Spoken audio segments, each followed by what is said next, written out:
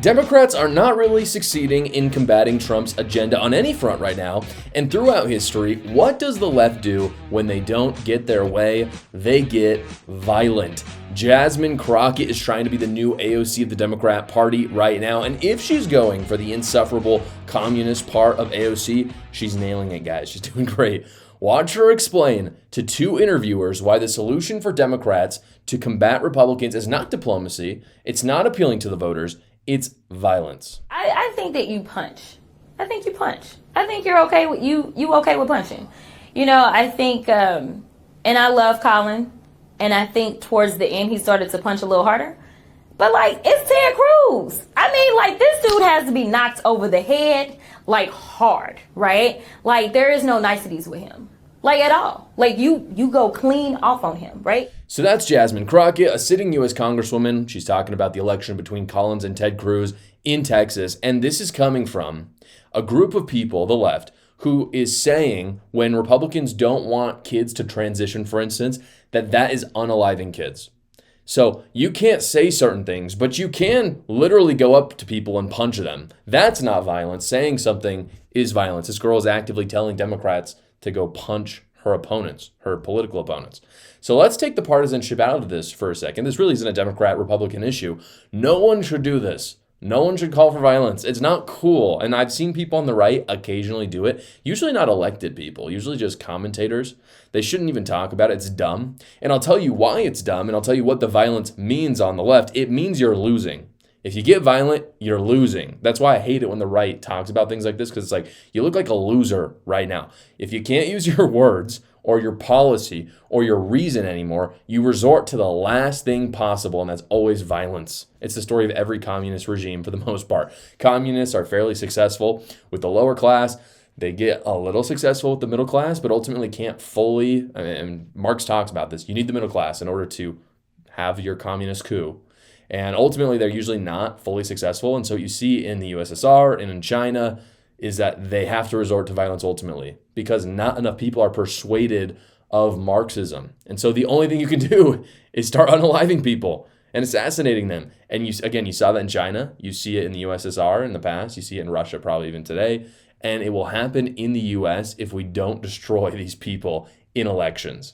Hey guys, I know that filing taxes can be stressful, so I wanted to introduce you to the people who do my taxes, Quick Tax America. Quick Tax America has already gotten its average tax returner over $4,000 back just this season. If you love spending 4 hours with your online services, not knowing how much you're going to spend until the very end, you're probably not going to love Quick Tax America because Quick Tax America does all federal returns for only $69, no matter how complicated your taxes are.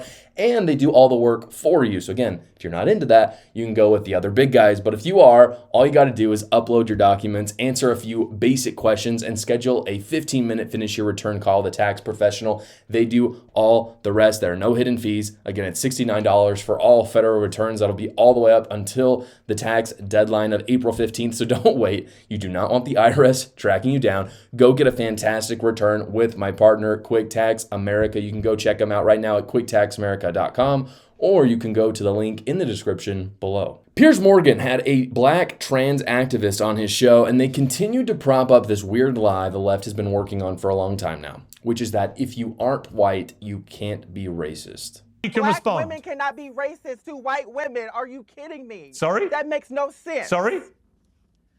Black women cannot be racist to white women. Do you not understand that? Oh, yes, I they understand can. You don't have the intellectual Oh, yes, they capacity can. to understand that. Oh, yes, but they that's can. Very much And you've been impossible. racist to me. That's very much You've impossible. been racist to me, a white man, by saying I'm a race baiter. Yeah.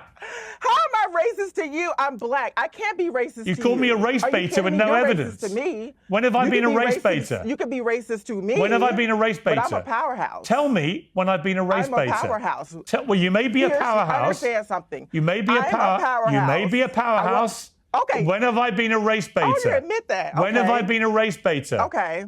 When have I been a race baiter? Okay. I think that activist genuinely believes that. I do. I don't think they're being deceptive in that. I think they're brainwashed and haven't really thought this through. I say they because I think it's a man that's transitioned to try to look like a woman. I'm not actually sure, but I say they because I just have no idea. They look kind of crazy.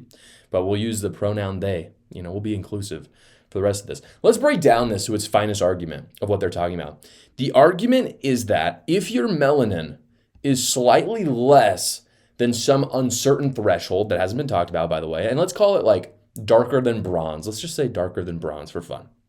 But no one's really identified that again. Like there's a threshold. At some point with your melanin, you can be racist. And on the other side, you cannot be racist. And we're not told. But if your melanin is of the appropriate amount, you are incapable of displaying or feeling any bigotry and dislike for another race. It's impossible. You can't do it. Again, they've never said what that is. It'd be interesting to get a precise number.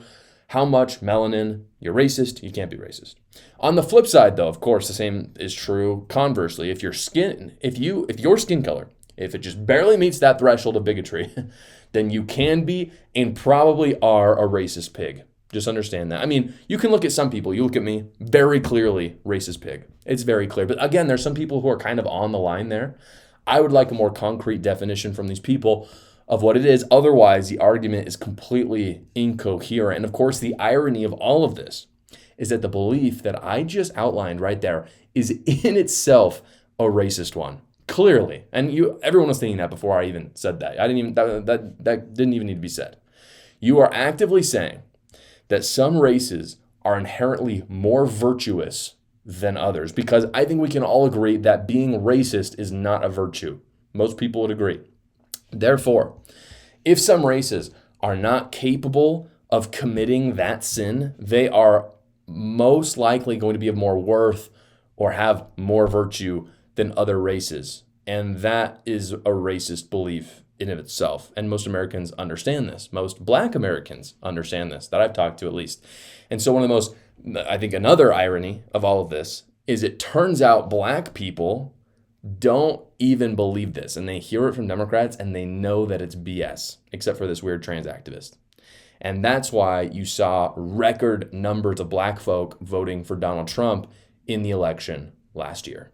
Hey everyone, I wanted to let you know about a deal I'm running right now. My book, A New Cult, it's up on the bookshelf right now, is on Amazon for only $9.99. It's actually free if you have a Kindle subscription. So go check it out right now. I talk about some crazy stories of how the left is truly devolving into a cult and some of the nut stuff that they've done. I know you'll enjoy reading it, so you can go check it out. The link is in the description below. Thank you so much for watching, guys. If you haven't already, go down below, like the video, subscribe to my channel, and watch another video.